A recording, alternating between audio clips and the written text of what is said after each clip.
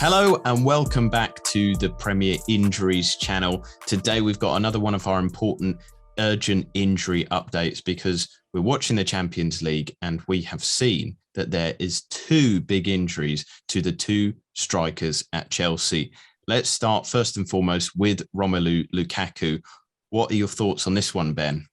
Yeah, this one doesn't look great, and Thomas Tuchel may live to regret starting the Belgium in tonight's game against Maribor. Of course, pre-match he spoke about how Lukaku had been struggling, being overworked from his involvement with the national team during the summer. He was recently released from the Belgium squad due to what Roberto Martinez described as muscle fatigue. And there had been questions whether Lukaku was actually going to play in Wednesday night's Champions League fixture, ahead of the Norwich tie. And of course, that Norwich game is a plum fixture for FPL managers.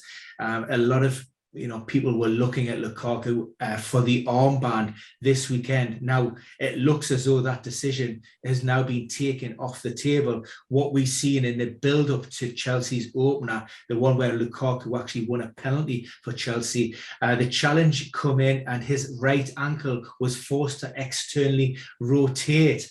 Now, from the video footage, it looks to be that mid to high ankle sprain, very similar to the mechanism of injury that we've seen with Reece James back against Manchester City. Now, the big major difference here is with Reece James was able to continue for a short period of time, around about 10 minutes after that, coming together with Jack Grealish, whereas in this instance, Romelu Lukaku, in obvious discomfort, was forced off the pitch. And so with this kind of injury, then, would you say a similar timeline to Reece James, maybe slightly different? I mean, it's very difficult to ascertain at this point in time. What we do know, we reference Reece James. He spent it was 2.5 weeks before he was back on the training pitches, and then 3 weeks before he returned to the matchday squad. If, in fact, it is a high ankle sprain, what we do know is ordinarily the return to play timelines are effectively doubled against your normal ankle sprain. So it could be, several weeks. But again, I'm stressing that that's just from video footage and what we've seen. And again, there are a lot of unknowns here because Romelu Lukaku isn't a player who tends to pick up many serious injuries. I mean, we've tracked Romelu Lukaku now for over 10 years. And in terms of problems that he has picked up in the past, ankles feature fairly prominently in his sort of reported absence. In fact, there's 2 out of the 4 significant time loss injuries that he suffered both affect the ankle. In fact, no, 3 out of the top 5. But even then, what we've seen is those ankle injuries that have kept the player out for 32, 20 and 26 days respectively. So hopefully we're maybe in and around that sort of timeline. It will rate to be seen. I mean, he will be sent for imaging, and that will hopefully give a little bit of insight into, the severity of the problem. I wouldn't expect to hear a lot from Thomas Tuchel post-match, and maybe even, with the quick turnaround this weekend, it may be even a little bit soon to hear something on Friday's press conference. And so with that injury history there, does that give you a bit of concern that it might take him a bit longer than the usual sort of player? Or do you think that his overall injury history, the fact that he has been so involved, plus 90% most seasons, he will shake this one off? Look, I think it's a positive that Romelu Lukaku, in terms of his availability, he's high 95, 96%. His time in Italy, I think we're around about 98% availability for those league games. So that shows that Romelu Lukaku doesn't pick up serious injuries on a regular basis. What we don't really know is how he responds to treatment during that recovery process. We'll take the positives at this point because it is a little bit worrying, but it looks as if, we're hoping that Romelu Lukaku will respond really well and could recover potentially quick, but we shall see. And just quickly, from my perspective, looking at the data for the team, Chelsea have a little bit of a problem up front this season. They've got goal scoring issues, but not from the fact that they've got Lukaku in the side. He's almost helped a problem that they had last season, which was goal conversion. He's got a 16.7% goal conversion rate this season, whereas Werner's was about 9%. But what we've seen, and it could be a tactical thing with Tuchel maybe managing the team so that he doesn't get injuries like this happening.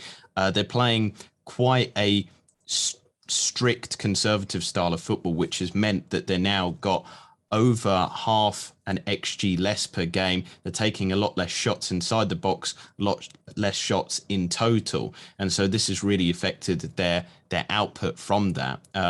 Maybe it might be a chance creation issue, but there's just a little bit less in that Chelsea attack that we might have believed in, like we did at certain points last season. But even then they had problems, like I said, with goal conversion. They were creating the chances, but they didn't have somebody there. So one problem seems to have been solved with Lukaku, and now they've got another one in terms of their play style. But I've mentioned him there. Timo Werner has also been injured in this game tonight. What can you explain about this type of injury? Yeah, and this one's another blow because Werner was one possible solution, to the void left by Lukaku if he was to miss out this weekend, which almost seems certain at this point. Now, this one, again, slightly different in terms of a mechanism of injury. What we've seen a break from Kai Havertz. And in the corner of the camera, you actually seen Timo Werner make that dynamic change of pace, that explosive move into that 6-yard box. But as he was charging forward, he actually pulled up rather sharply, grabbed his left hamstring. And again, he looked in quite severe discomfort with that. Now, mechanism of injury, again, that suggests that it's not a precautionary measure. It's not something that he tried to run off.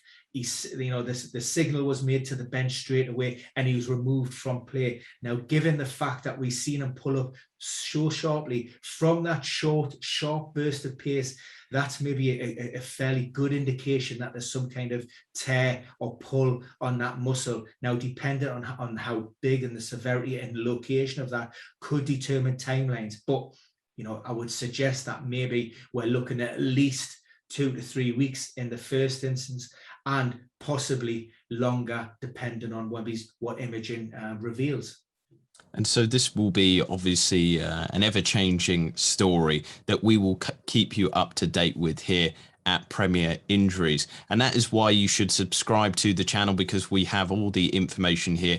No rumor, no misinformation. It's all, accurate medically based stuff so that you can work with your FPL teams, betting, whatever you use this information for, just to help you out with understanding these injuries, when players might come back, and we will keep you up to date as well when we know more. But for now, that is the end of this urgent update video. We hope you found the information useful. Like the video, do comment below if you've got any more questions that you want to ask us, and we will be back again very soon with other content and also any other urgent injury updates if they are needed. But for now, goodbye.